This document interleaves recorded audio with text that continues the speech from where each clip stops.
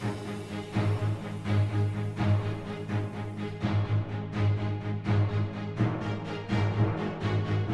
around hate speech.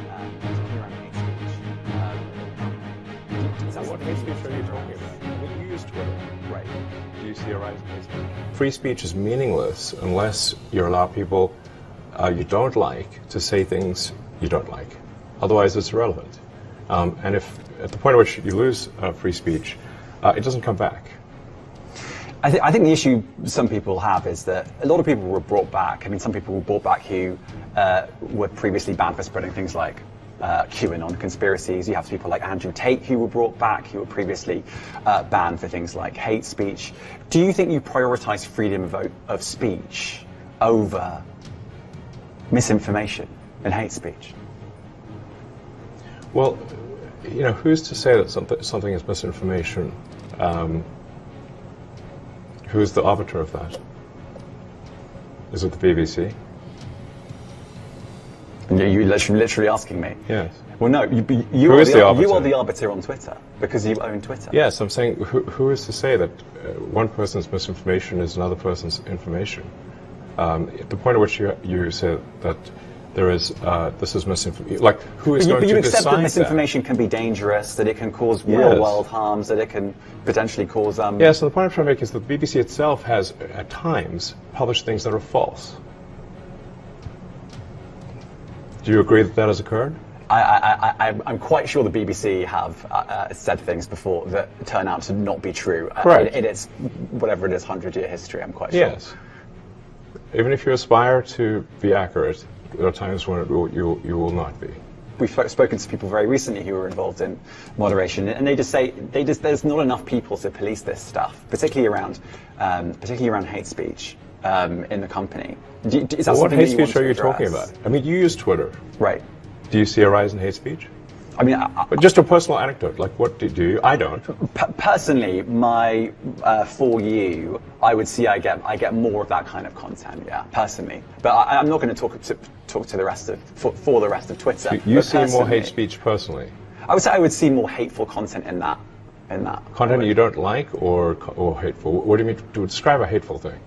Yeah, I mean, you know, just content that will solicit a reaction, something that may include something that is slightly racist or slightly sexist, those kinds of things. So you think if something is slightly sexist, it should be banned? No, is that what you're saying? I'm not saying anything. I'm just curious. I'm trying to understand what you mean by hateful content, and I'm asking for specific examples.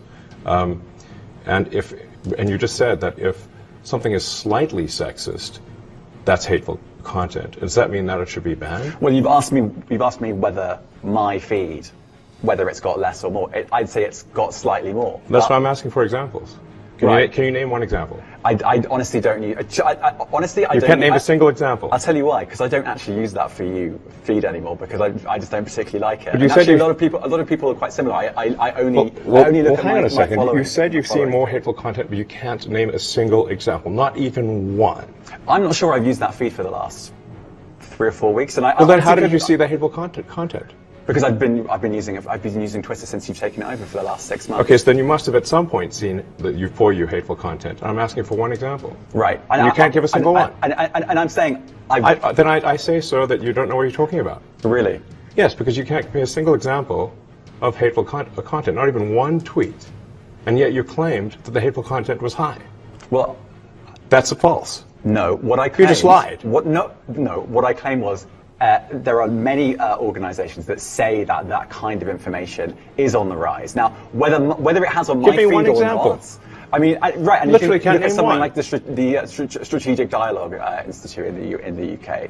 They will say that. So look, people will say all sorts of nonsense. I'm literally asking for a single example, and you can't name one. Right, and as I already said, I don't use that feed. But then how would you know that? I don't think this is getting anywhere. You literally said you experienced more hateful content, and then couldn't name a single example. Right, and as I said, that's absurd. I haven't actually looked at that feed. Then how would you know there's hateful content? Because I'm saying that's what I saw a few weeks ago. I can't give you an exact example. Let's move on. We only have a certain amount of time. COVID misinformation. You changed the COVID misinformation. Has BBC changed its COVID misinformation? The BBC does not set the rules on Twitter, so I'm asking you. No, I'm talking about the BBC's misinformation about COVID. I'm literally asking you about, you changed the labels, the COVID misinformation labels. There used to be a policy, it then disappeared. Why do that? Well, COVID is no longer an issue.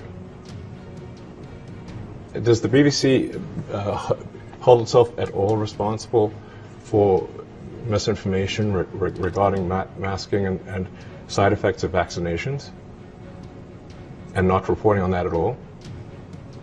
And what about the fact that the BBC was put under pressure by the British government to change its editorial policy? Are you aware of that? This is not an interview about the BBC. Oh, so. You thought it wasn't? I see now why you've done Twitter Spaces. I am not a representative of the BBC's editorial policy. I want to make that clear. Let's talk about something else. You want to talk about the BBC? You too.